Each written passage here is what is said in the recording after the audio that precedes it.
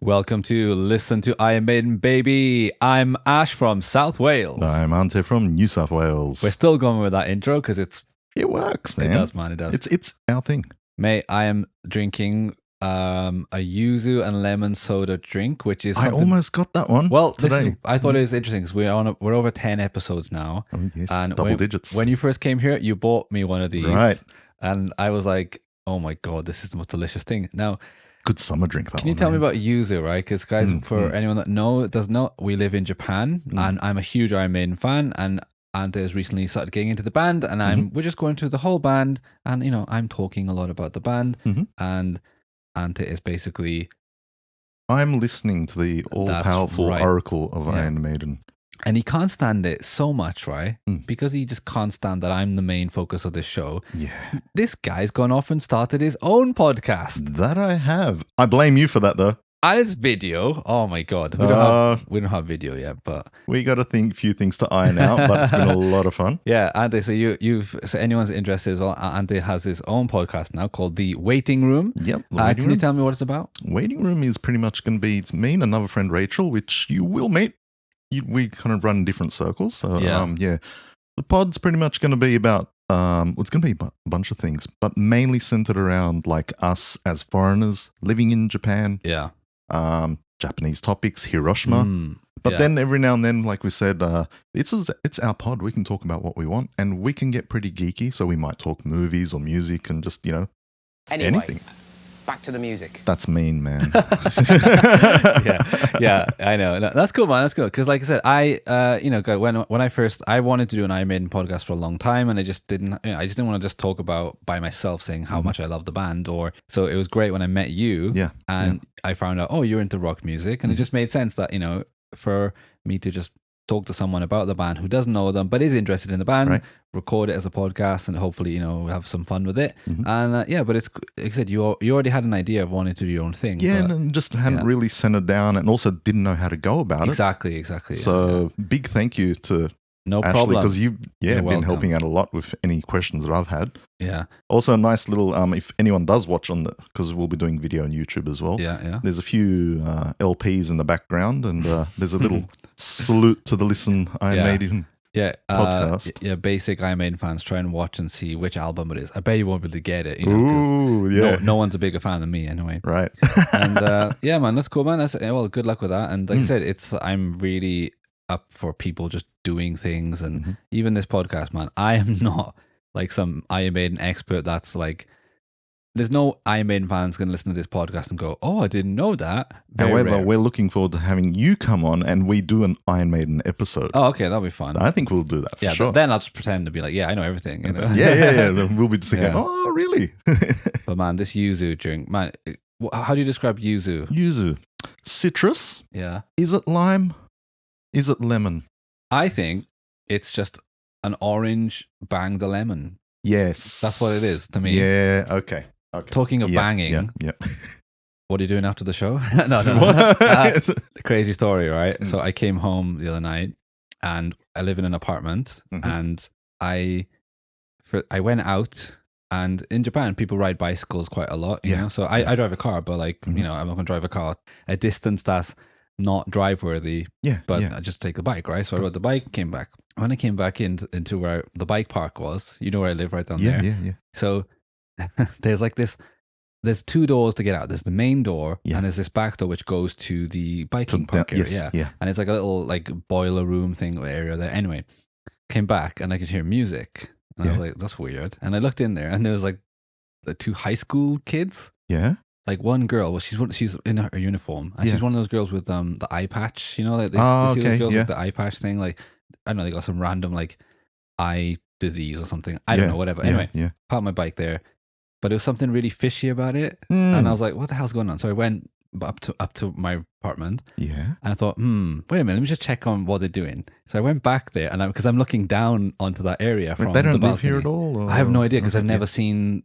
One of them must live here. Okay, yeah. But I've never actually met a lot of the neighbors in here and stuff like that. Right. Anyway, looked down, and they were making a yuzu. One of them was an orange, one of them was a lemon. They were making a yuzu. Banging. Now, my first thought was, oh my God, I should get my phone out right now and just film this. But then I thought, do you know what, man? A lot of times I have conversations like you will probably have on your podcast about Japan. And one thing I've struck me was just how a lot of my Japanese friends and guys are just really weird with girls. Like they just don't have the confidence to talk to them and things like that. Yeah, and I was like, do you know what, man? This Feidu to this guy, he's got all this way. Yep. It's quite difficult in Japan. You know what I mean? Let him get on with it. Enjoy yourself, man. Let him make his uses. I turned around, I came back, and I just laughed about it. Wow, they had the music going and everything. Yeah. Maybe did they have a camera out? I don't know. But he was proper going for it, mate. Yeah. But anyway, if I bump into the girl, well, I know she's not easy to. She's wearing an eye patch, so if I see a girl walking around my apartment with an eye patch, oi, patch girl. All right, love. Hey. Yeah. Anyway. So yeah. Well, before we go into Maiden, and do you have any interesting stories like that? That just popped in my head on the more pervert spectrum. Not me being the pervert. Yeah, of course not. This is probably last year or year before. So my office overlooks a 7-Eleven on another corner. Yeah. And on the other side of that road, there's like a little dumpster bin. And there was a guy who was literally just a very small dumpster, so you could use it like a table, right? He had a magazine laid out on that table, like because the lid's at a 45 degree. It's a nice, reading position. No way. And we didn't have his pants down, but he had his zipper down. Oh, and this was broad daylight, making users himself. Yeah, that's the thing about Japan is like there's no no one's like at a 10% here. They're either just completely vanilla or they're just completely crazy and just whipping it out with a magazine at a 45-degree angle. Yeah, broad daylight. And I was just like, huh? Yeah. I mean, this is a country where like you see guys who go onto trains with cameras, secret cameras on their foot, which are pointing up from the shoe so they can look up girls' skirts. For God's sake, mate, I've seen what's on the internet. Like, come on. We recently just spoke on the other podcast about, the Balcom Hiroshima, the big BMW. The son of Balcom, how he got in trouble for upskirt shots and stuff recently. I vaguely remember that. Well, that's the reason for me to check out the podcast now. I'll find out the story there then. Ashley likes upskirt shots? Yes. I like reading about them. Oh, okay. Yeah, good to clarify that. Yeah, because it makes me feel bad about myself, Like I said, what happened to me, I didn't film the guys. I said, jog on, mate. Enjoy yourself, Yep. Anyway, back to the music. Thank you, Bruce. So Killers. Yes, Killers. Album 2, Iron Maiden. Yes. So we've already, I guess it's 2 songs. One is an intro, one is a song. One is a banger of an intro. One is something literally a song that I hate in Iron Maiden's catalog. No, the Ides of March. It is dumpster fire for you. Yep. Anta, you were like, I was there. It's an intro. So we are kicking off today with Murders in the Rue Morgue. Yes. Interesting. Let's play a little bit, shall we?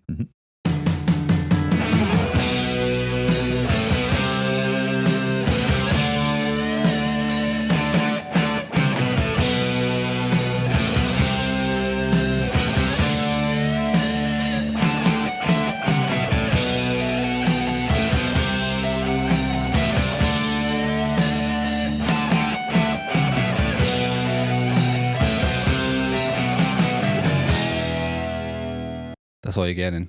Well. Oh, there's a lot of guys right now who are like, no, just getting to the. Yeah, I did that on purpose because Ashley pulled out. I hope that kid did.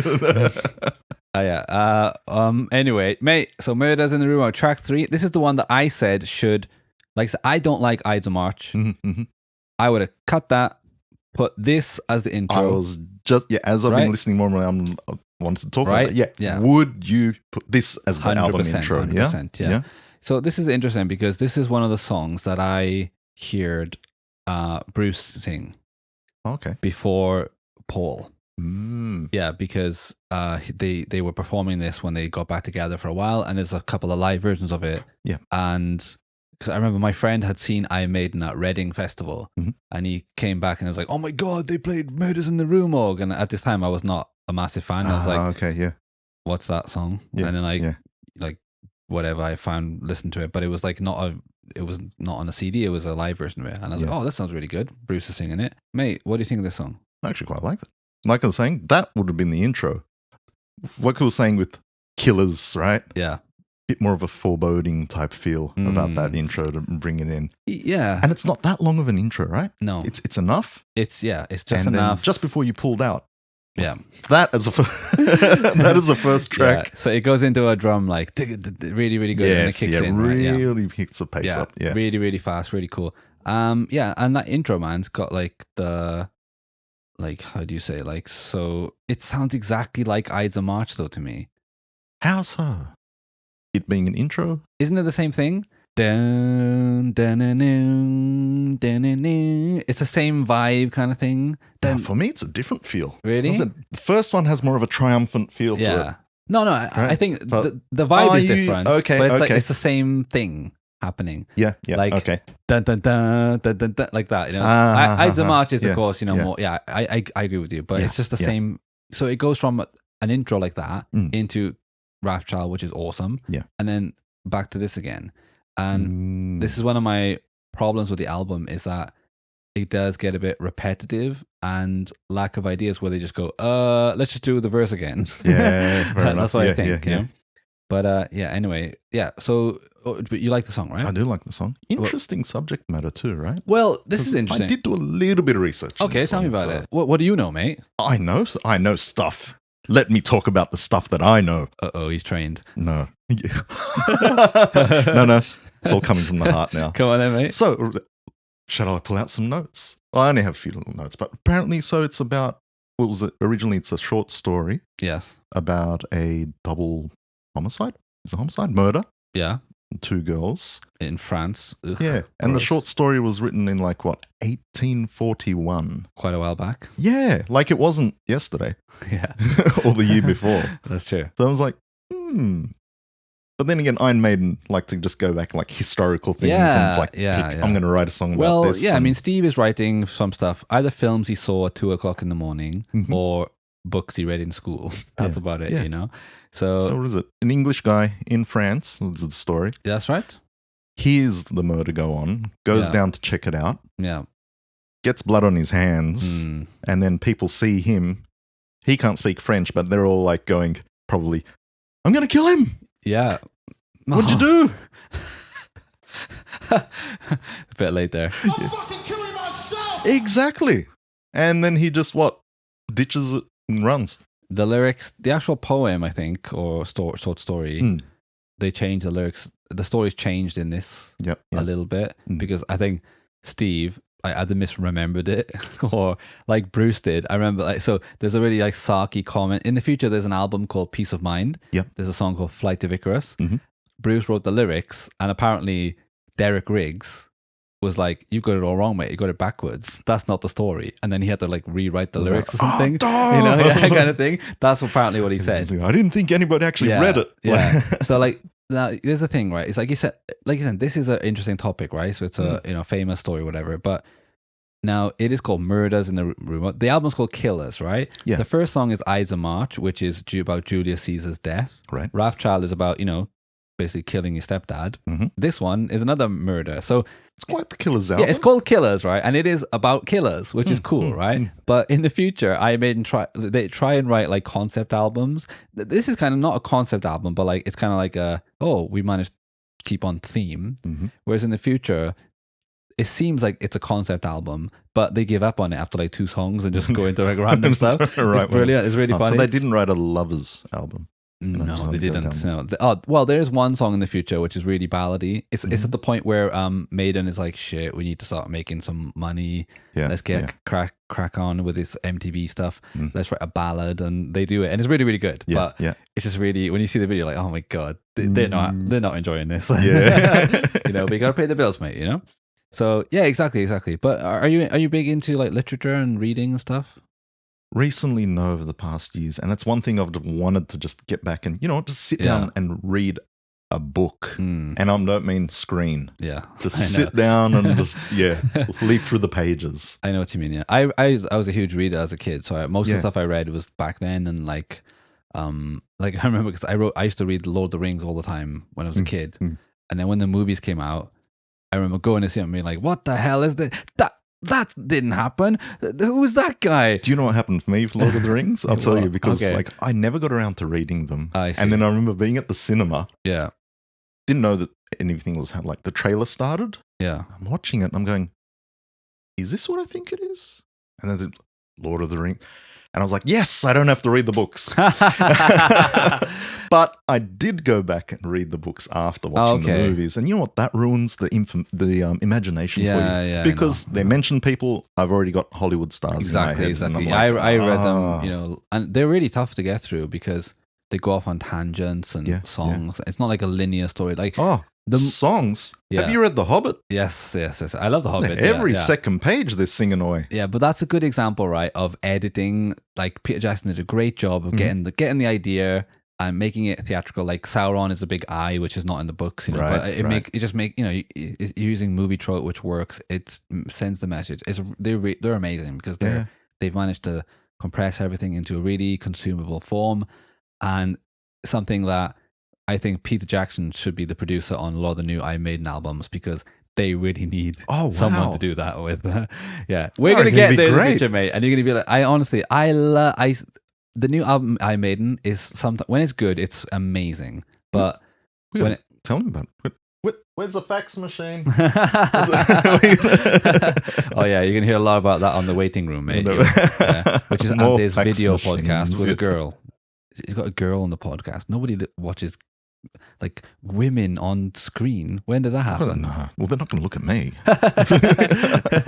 Yeah. Anyway, man, this is cool, right? So I love the so listen to the beginning again. So that's when it kicks in, right? Yeah. But it starts off like this. Bass harmonics. Yeah. Okay, that's pretty sick, right? So Steve, you know, is not just slapping the bass. Right? He is doing a lot of cool stuff with it too, you know, and that's an intro, you know, just as starting off like that, right? So when it kicks in, that's the next part. But that intro of the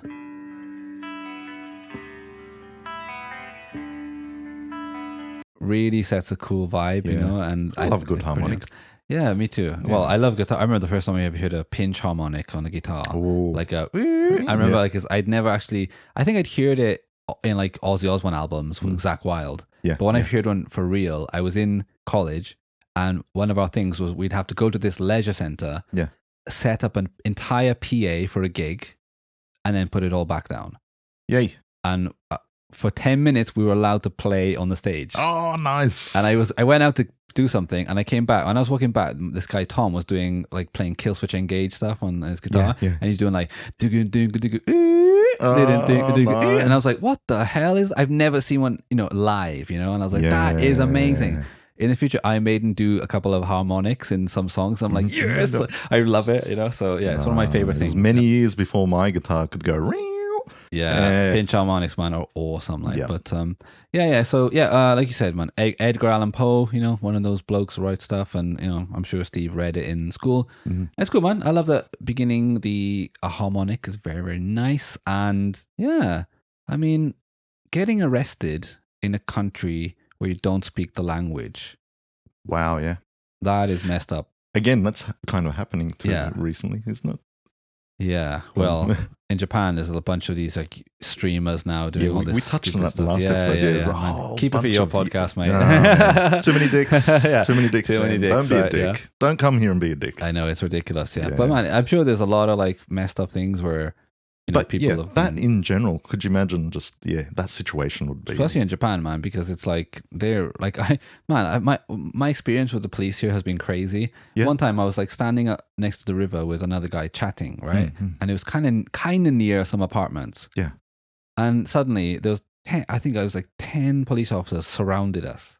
Ooh, and they asked us, "Oh, can you be quiet?" I was like, what the hell? Why is there 10 of you surround, like, to tell us to be quiet, you know? It's quiet night. And it's because, like, Japan is, like, so safe. They're like, oh, yeah, we got them action. You know? I was like, Jesus Christ, you know, I couldn't believe it. Just for that, right? That's why Because what, you a little bit louder? A little bit loud. Oh, making just chatting. making normal. We weren't even noise. drinking. We were just chatting. You know. Well, this is. What about you? Just going on that. No, actually, me with the police, I haven't had any issues. Knock on wood. But Japanese shrines usually have festivals. Yeah. One of the ones that I go to a lot, I think it was an autumn festival. They have big fireworks. Okay. Police showed up.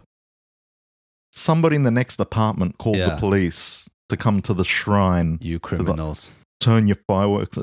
Are you kidding me? Turn your fireworks down, lads. Can you just use the small sparklers? I don't know. Sparklers. They're fun. Yeah. Oh, actually, I have this is not Murders in the Room, but I had a situation last year where it was 11 p.m. at night. I was trying to go to bed, and there was a dog across the street, right? So where I live behind the main road, and there's a Shinkansen bullet train track above where I live. It's really quiet though, right? I know there was a dog barking really, really loudly. I couldn't sleep, right? So I woke up, went down there, and I was looking for the source of the noise. Yeah. And I went around the corner, and as soon as I went around the corner, I saw two police officers like outside with a flashlight. And I just thought, I'm going to turn around right now and just walk away. Because for them to see me a foreigner walking about at night, and, just in the situation, I just thought, just turn around and walk away, get away from it. Because you never know what would happen in that situation. Like, why are you here? What are you doing? It's like, even if I did tell them what I was doing, it'd still be like, suspicious, right? So, like I said, if you are a foreigner in these situations, just walk away. And that's not that, Japan is like xenophobic and racist, which it can be, as any place can be, but just the issue where people get really, really panicky because you're a foreigner.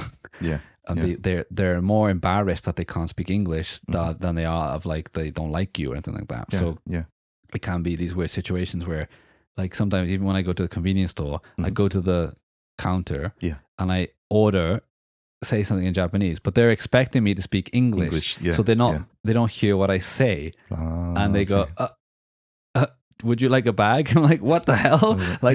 But I understand the situation. I understand that they were preparing themselves for someone to speak English to them, and it just doesn't register. You're not a regular then there?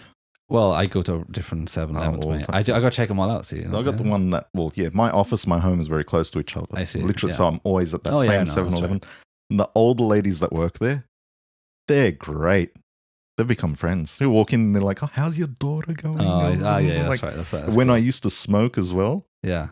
Every time I buy a pack of cigarettes, one of the ladies would be like, she'd hand me a free lighter, and then she'd do the. What was your number? What was your number for the cigarettes? I was number 12, I think, back in the time. I see it. I love when those guys come in, right? Yakayomban. That's it. You become professional. Yeah, before it was like pointing. Like, just say the number. The one near my work, the 7-Eleven near my work, the cigarettes are like, it's weird. There's a wall, but it's like another, it goes back a bit where the cigarettes are. You can't exactly see them from the counter. You have to kind of like, you'd have to like go to the coffee machine, like lean over to see them. So it causes problems all the time, So. In Australia, it was going back a few years, but lawyers, they actually can't be visible. Oh, okay. They're actually behind like white shutters behind. Oh, okay. So it's like, you got cigarettes? Yeah, but can't see them. Okay, that's interesting. And this is like even in tobacco shops. Like, what you weird. selling? That's strange. We're selling cabinets. Okay, interesting. I didn't know that. Yeah, because I know Australia has a lot of like, really, I mean, for the benefit of the country, like, because you do have a very, ecosystem and stuff like that is very fragile, so you have to keep it. But, cigarettes, I mean, bushfires, I guess. Yeah. That season's coming up now, actually. Yeah, Australia. What a mental country. Just as mad as the one we're in right now. Anyway, so back to the music, as we would say. Thank you, Bruce. So, man, honestly, this is one of the songs, right, where Clive Burr is immense, okay? Because that intro when he kicks in, the whole song, Clive Burr is still missed today by the Maiden fans because of his feel and groove on these first 3 albums, which is immense. But like when you watch the live version of this song, man, he is amazing. Like he is a really, really good drummer, and it's sad what happened to him. Like just physically couldn't continue, etc. and whatever. But like I said, I love Paul singing on this song, but I did hear Bruce singing it first. So what's that like? It's weird because most people listening to this, you started with Bruce, right? And then it came back to Paul. Yeah. Most people did, you know? Mm-hmm. But it's weird because like I like the way that I like the way that Paul sings "Murders in the Rue Morgue." Yeah. When he says "Murders in the Rue Morgue," I like when Paul does it, but the next line I like it when Bruce does it.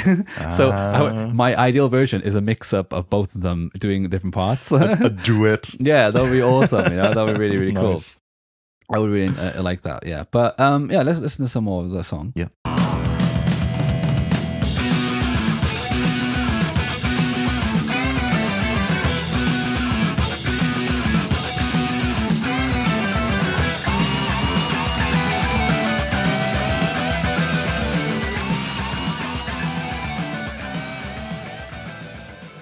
Nice. But listening into just the drums. Yeah, I love the drums, right? The drums are really, really good in it. And I think this song is a little bit repetitive because it doesn't, like, it does kind of have a chorus. It's just a verse chorus, isn't it? You know? Yeah, I can get you on that. It's a bit repetitive, you know? And I like that little part in the middle, you know? It's cool. It's a decent song, you know? But definitely needed it. yeah, definitely needed it because it doesn't really go anywhere. It just kind of, you know, which is a cool groove, but yeah. I do like that solo though. I do. It's really, very cool. Yeah, it's a cool feel. It is a good song. You know, it is a good song, but it's not a song that I love, but I do enjoy it, and I think it is a very good song. But I don't think Paul is anything special on it. But I like the bass and the drums and all the music to it. But yeah, it's a cool song. It's a good one. It's much better than stuff that's happened before anyway. But I would definitely put this first. Yeah. Because I think it really is uplifter. And then for this to end and then go into Raft Child, I think that would have been much better. I like the sound of that. Yeah. I'm glad you agree. Yeah, I agree with that one. But the main message here is don't get arrested in countries you don't speak the language, especially in the 1800s. Yes. If you're ever in the 1800s. And especially as an Englishman in France, I mean, you're just asking for it. Right, hey? I mean, I literally have a book right here. Ooh, it's paper and everything. Yeah, it's called Words That Stay. 1,000 Years of Annoying the French. And it's about the British history with France and how we've just been complete arseholes to them. And it is very enjoyable. I'm about only like almost halfway through, and it's just funny because really, like, a lot of stuff we did was just to mess with France. And it's like, we really didn't like them. Ashley's writing his own book at the moment, though. It's the same title. It just starts with How to Spend 1,000 Years. Mate, I'm Welsh, mate. I'm literally like I'm barely British, like, you know. I'm like, my country's called England and Wales, you know. That's why we've never been full on like, yeah, we're British, you know, because we're like treated as like little pets or something, you know. Like when the English were fighting against Mel Gibson and Braveheart, you know, the strongest soldiers they had were the Welsh longbowmen. Yeah. So they sent us up there to do all their bloody dirty work, and you know, it's like, all right, lads, can we have our country back now then? No, you can't. You know? Bloody English, yeah. Anyway, sorry. Anyway, let's move on to the next song, which is cool. Another Life.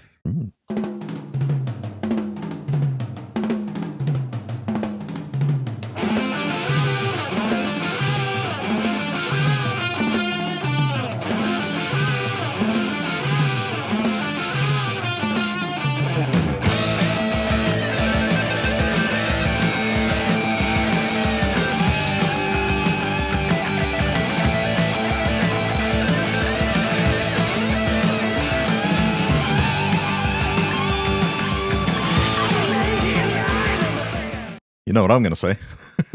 Well, let me start this one off first. Then. So this song reminds me of two things. The first one is Britain's Got Talent. Really? So what I mean is that when the show first started, it was just, you know, people showing their talents. And then, you know, that's kind of boring, right? So what people started doing, right, is like they would have, I remember this specific one, this guy came on as a dancer. Yeah. And he started dancing. He was like an Indian guy. Yeah. And suddenly, it looks like his father has come onto the stage to like stop him, and the whole audience is like, "Oh!" Like everyone's like, "Oh no!" And all the producers are going like, "Oh!" What? And then suddenly, his dad starts dancing with him, and everyone's like, "Oh yeah!" This is what that's like for me, because at that intro, I'm like, "Oh no, more toms!" No, The toms again. The toms are back. And then when he goes, I was like, oh no, what is this rubbish? And then when it kicks into that, you're like, oh, thank God. Yeah. You know? And the other thing is that it reminds me of just like Dave Murray's mother giving birth to him, because it's just like the doctors are just doing the, get it. And when he kicks, then Dave Murray comes into the world and his legato is just going, that's what I'm talking about, right? Because when it starts up, you're like, oh, and then when it kicks in, that's Dave Murray, man. Yeah. That intro of the guitar. If you want to know what Dave Murray sounds like, that's what it is. Give me the just after the toms another business, but when it kicks in.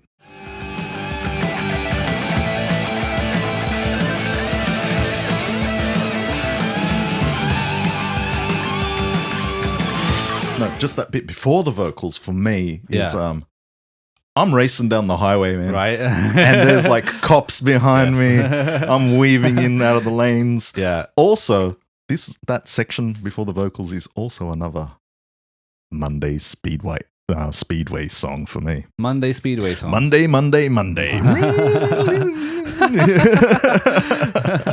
Yeah, it is amazing, right? Yeah. Man, that guitar thing, like when it kicks in, that's just what when people say about Dave Murray's style, that is what Dave Murray sounds like. It's just amazing legato, really fast, really cool, and just like, whoa, blows your mind a bit, Yep. compared to like Adrian, who's more like composes his solos, and they're more memorable in a way, but not as like fuck as Dave Murray. And it's also, well, obviously this song was written way after this, but Guns N' Roses, You Could Be Mine. Yeah, it's got that feel exactly. to it, right? Yeah. And that's how many years apart? We're talking 81. Well, see, Guns N' Roses is quite blues based, in blues rock. But this is what I'm saying. Where like the first album was the strongest songs that they had, and the second album is just the least strongest songs that they had. Wrathchild was left off because it was used in a demo kind of thing, but.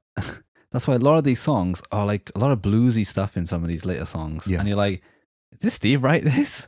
And he did, but he wrote these like his first early songs that he wrote, etc. So like, you evolve as a player, whatever. He was playing in a band called Smiler, which he says was a boogie band, whatever. Yeah. And this just reminds me of like that kind of stuff. It's got that like, groove to it, which is not present in the future Maiden. But when it is, this song is class. But that bloody intro, I never forget when I hear that. I was like, oh no, and then shit. Totally with you on that, because it's like, oh, the toms are back. Yeah, the toms, bloody toms. But then it's like, oh, we're back, people. Kick it, yeah.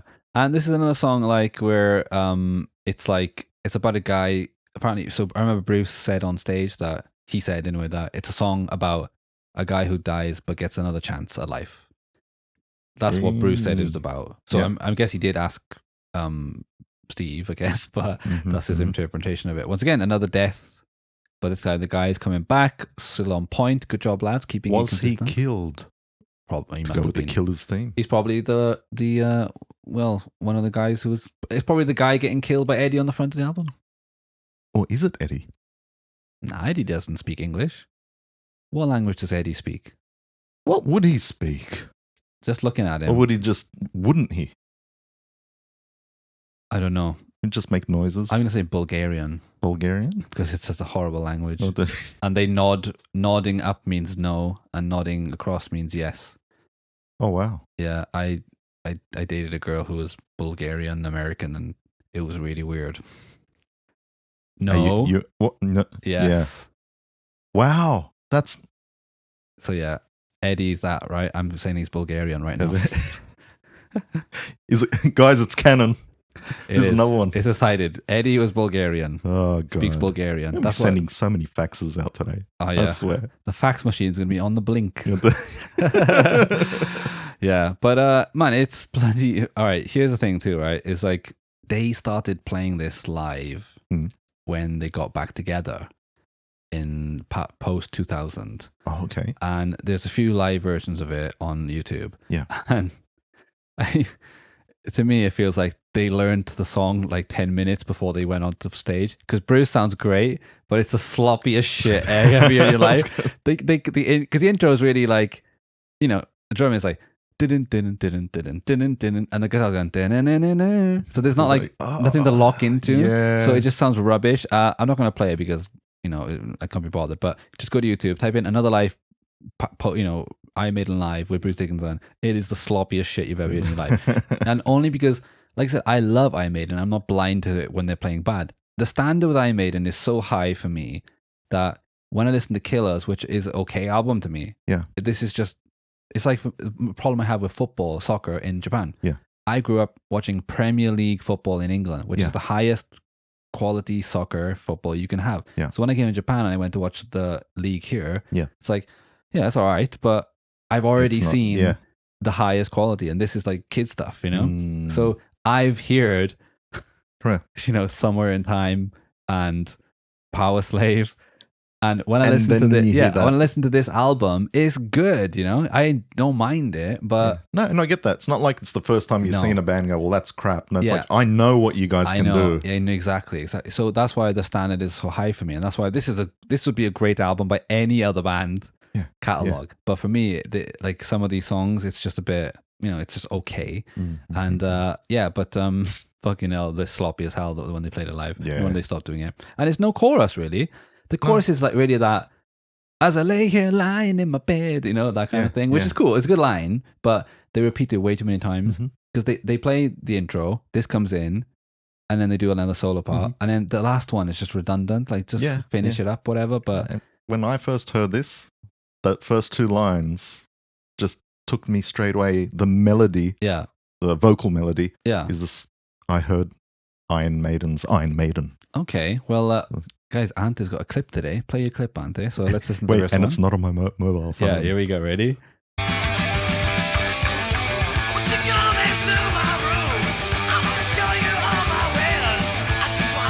So that was Iron Maiden. Yeah. And this is the clip number 2.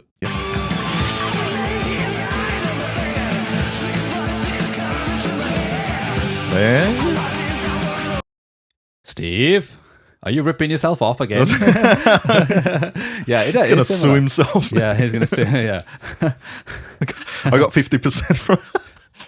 No. So he'll get 12% for Iron Maiden and 50% for the other one. Yeah, you're right, man. It is quite similar, isn't it? You know, but man, a lot of these bloody Iron Maiden songs are really hard to sing over, and even now they're still. Well, even worse now, actually.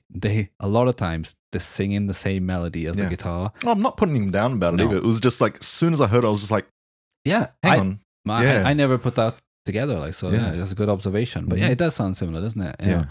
And I don't know, it's just songs, it's cool. I like that. I like the intro. That's about, for me, usually when I hear the intro, I just kind of like go back and listen to that again. Yeah. And then after one verse, I'm like, oh, whatever, move on. And it's got one of those Kiss endings too. Ah, yes.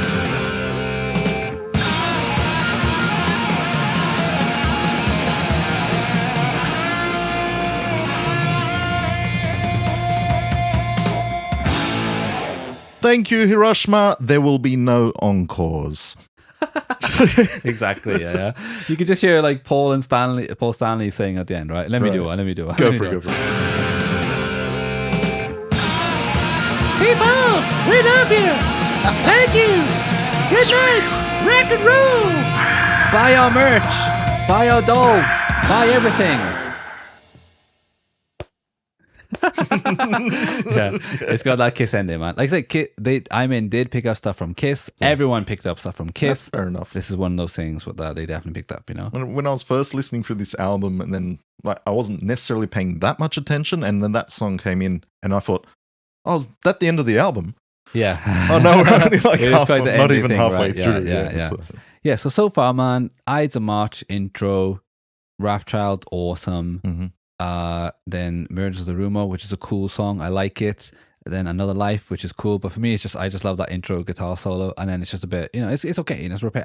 None of these songs are any skippers. I don't really skip them, but they're not like, it's just not that memorable to me as much. But yeah, I enjoy that Dave Murray. But it is a good example of what Dave Murray is, and you know what the band can do in the future. You know, but guys, because they are going to get more interesting in the future with a lot of like time changes and a lot of cool parts that differentiate it. And I feel 100% that it is to do with Adrian Smith. Adrian Smith on this album is just a guitar player, really. In the future stuff now, they're going to be writing stuff together. And guess what? It's not going to be as samey as this. Yeah. But it's great. It's a cool song. It's really cool. I like it. Yeah. Anyway, so let's move on to the next song. Genghis Khan, or as people mispronounce it and say Genghis. Idiot.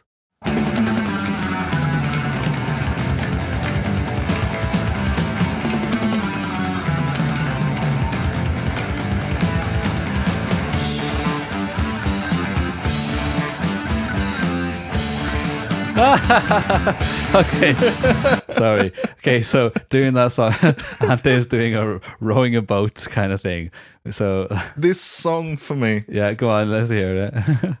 Is a little bit piratey. Yeah, and this is the song I would be blaring on speakers with my little pirate cap on. Yeah, sitting in a rowboat rowing through the rivers of Hiroshima and the city.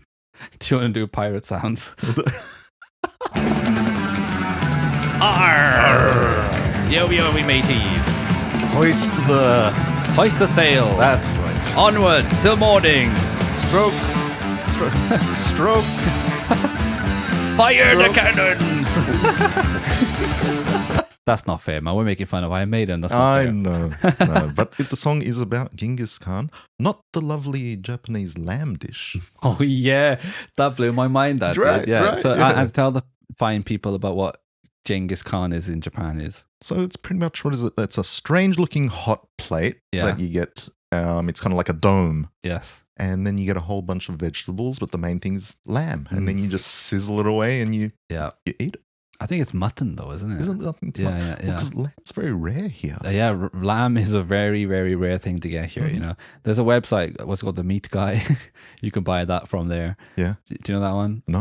Actually, I've heard. Yeah, I'm sure you heard it. Yeah. It's really good actually. The sales, I buy it at Christmas time.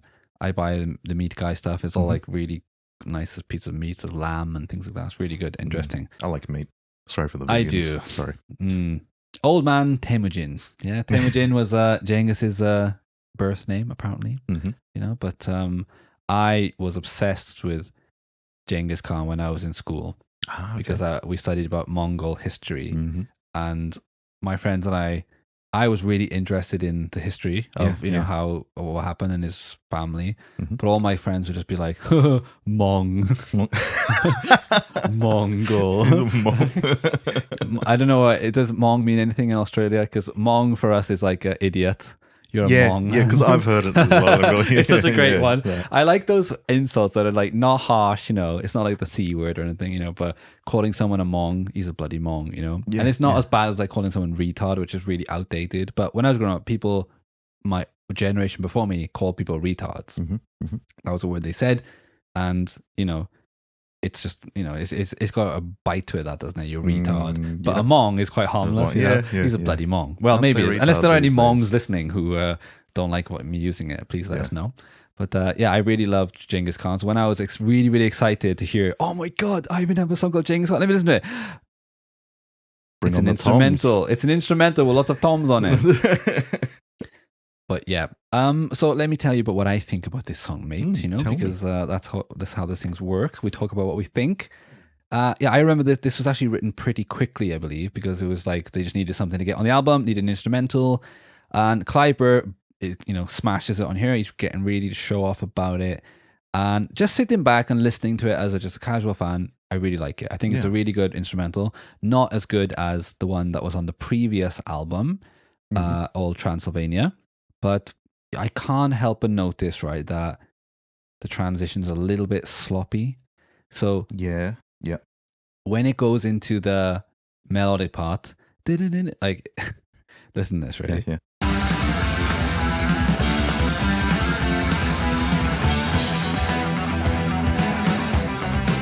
Okay, that part just seems a bit too sudden for me. And also...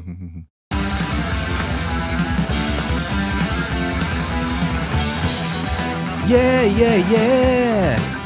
I gotcha. Hallowed be thy name. Steve, you got to sue yourself again. All right, that is a typical Maiden melody anyway, whatever. But something about that, it just goes, it's a bit, because like I said, guys, as I said, the Premier League, J League thing. In the future, Maiden write songs where the transitions are smooth as butter and they're just, blow your mind. Yeah. Ryan of the Ancient Mariner, which we're going to hear in the future, which is on Power Slave album, which is the last track on that. That is a 12-minute song, and it's like it goes in places you would never imagine, and it all just seamlessly together. I recently just blew the dust off that one in my office. Oh, good job, mate. That song is amazing. So judging, like I said, I listened to the classics before I listened to any of this stuff. So when I listen to this, as a, I am a musician too, make music, whatever. I just noticed that this is a little bit sloppy, but whatever. It's rock and roll. It wasn't a song that they were like spent years and years on. It was quite a newer song. Yeah. But I think it also like, mate, what does this sound like to you?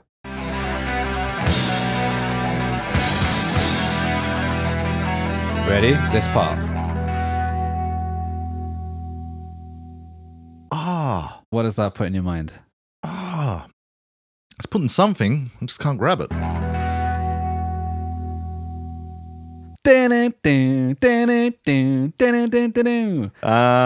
Yes. It's a Bond chord.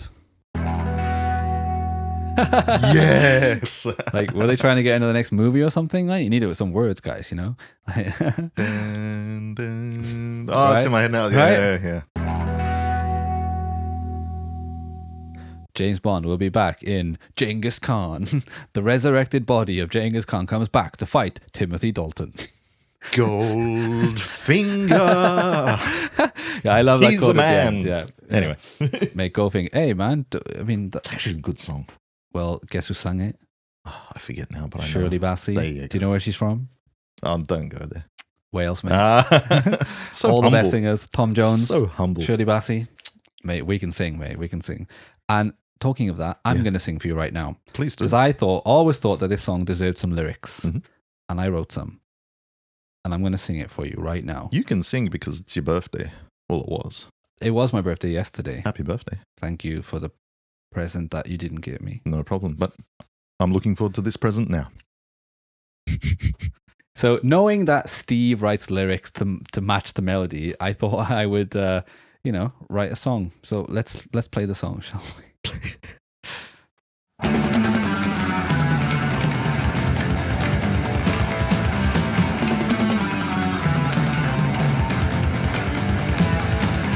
Born in 1162 was a man named Genghis Khan. Actually his name was Temujin, but that's such a stupid name. Father forced his mum to marry. In some ways you could call it rape. His dad was killed dead by poison. Now it's time for Genghis time. Hey. Then he kills his older brother and becomes the man of the house. Now he wants to unite the Mongols. Rape and pillage, rape in time. Then he kills his friend Jamuka, uniting Mongols all the while. Now he wants to smash the Chinese. Ain't got time for pork fried rice. Genghis Khan! Genghis Khan! Hey! Okay, but when it says Khan, it's from Star Trek, where Captain Kirk goes, Khan! Yeah. I did get that sample, but I forgot to put it on my computer, so yeah. How was that? That's not bad, man. Pretty good, right? Yeah. I feel educated. I think it's just as good as Alexander the Great. It's along the lines, man. Yeah, I think it's fantastic. Anyway. Send it to Bruce. I will. Yeah, mate. How are you going to send it to him? I'm not saying no, it. just go. F-A-X. Yeah. You. Yeah, fax machine. Yeah, fax you. I like that. All right, guys. So, we'll leave it there because I just had too much fun doing this one. And yeah, guys. So, there we go. So far, man, we listened to those couple of songs. Yep. I think they're good. The middle of this album, the beginning for me is kind of, I don't like the intro. I like Wrathchild. Yeah. Next song is okay. But then these couple of 3 songs were good. Genghis Khan is awesome, man. Like, if you try and be picky about them, it is a good instrumental. It's really cool, really interesting parts to it. And that melody part goes, and the delay guitars comes in. Yeah. But it annoys me because the delays are like not perfectly in time. Yeah. You know what I mean? It's like, for God's sake. What, did they just get the pedal? And then just Yeah, go kind of yeah.